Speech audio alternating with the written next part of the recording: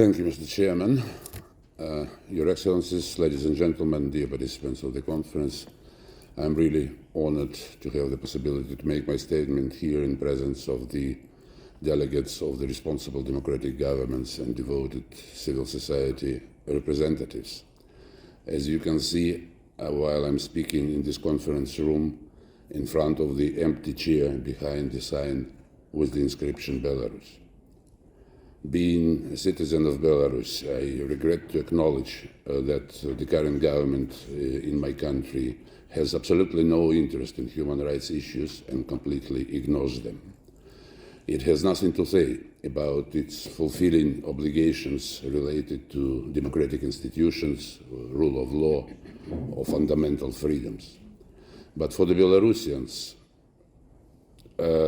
they cannot but care about these above-mentioned problems, because for more than 2 years they've been fighting and protesting against the results of the rigged presidential elections in 2020 and trying to claim their constitutional right to have legitimate authorities, the ones that would rather protect the national interests instead of serving the dictator who illegally seized the power and holds forcibly the power in the country. The OSCE was one of the first international organizations to react to the acute political crisis in Belarus. Back in early November 2020, the Office for Democratic Institutions and Human Rights transmitted to the delegations of the OSCE participating states the report on the Moscow mechanisms invoked in relation to Belarus. The rapporteur, Professor Benedek, stated as a general conclusion, and I cite, "There is overwhelming evidence that the presidential elections of 9 August 2020 have been falsified and that massive and systematic human rights violations have been committed by the Belarusian security forces in response to peaceful demonstrations and protests." End of the quote. Unfortunately, since then, the situation in Belarus has only worsened. The number of political prisoners has increased more than 10 times, from 121 to 1,347.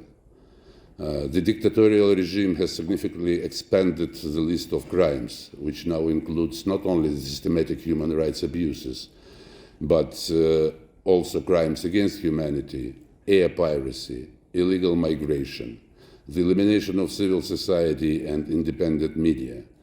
Yesterday, journalists from the independent Belsat agency were sentenced from 4 to 14 years of prison for allegedly extremist activity. Finally, the regime of Lukashenko has become an accomplice to the crime of aggression against Ukraine, put under real threat the sovereignty and independence of Belarus. Given the strict time constraints, I would like to draw your attention to the documents of the United Transitional Cabinet of Belarus, a body recently created by the recognized national leader Svetlana Tikhanovskaya, in order to ensure the transfer of power to restore the constitutional legality and rule of law. These documents were made available by the Secretariat of the Conference, and they represent the voice of a new Belarus that must be heard at the world stage. They contain the statements of politicians for whom humanitarian values and human rights are not an empty phrase. Their position has been already supported by the Council of Europe, which has terminated all the contacts with the regime and created a mechanism of interaction with the democratic forces of Belarus.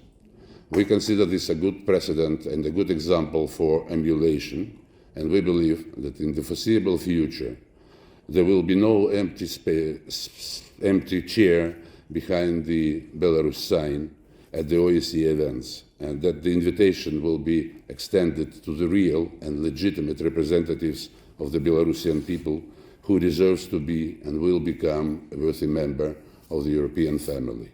And we highly appreciate that this aspiration has just been confirmed by the decision to award a Nobel Prize to our human rights defender, Ales Bialiatski, who is now in jail and we need to consolidate all our efforts to ensure the release of all political prisoners.